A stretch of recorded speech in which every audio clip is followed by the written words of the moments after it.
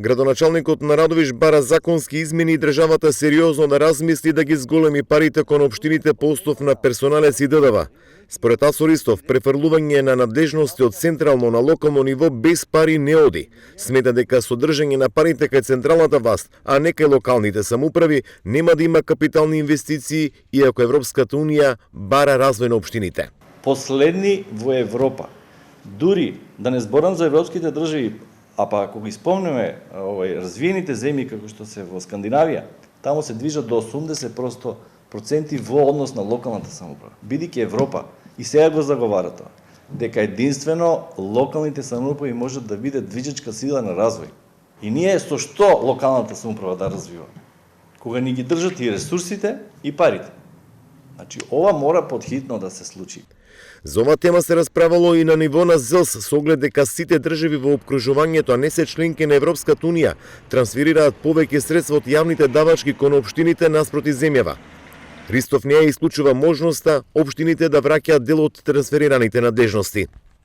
Ни префрлуваат надлежности и тоа се разговараше, да ви кажам, предлог има и таков интересен на управен одбор на ЗЕЛС овие денови, да доколку вака продолжи, освен за ова за енергетската криза, да вратиме делови надлежности. Ни дават надлежности, блок дотации, парите ние не ги менаџираме. Во ред, нема пари, не може да менаџираме. Или ќе ни дадете и пари и надлежности, не може само да ми дадете надлежности, а без пари. Еве ви ги назад надлежностите, вземете си ги назад, па вие ги менаџирајте, и школи, и градинки, и образование. Градоначалниците од Југоистокот на оваа тема разговарали со евроамбасадорот Гир, кој нотира дека фискалната децентрализација во земјава е незавршена.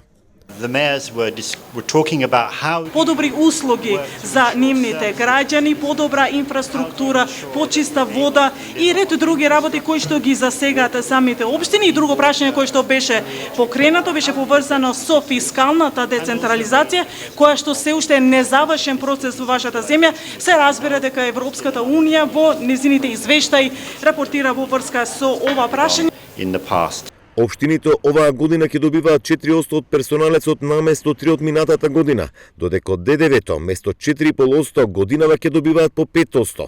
Според ланските измени на законот, до 2024 општините од двата данока треба да добиваат по 6%.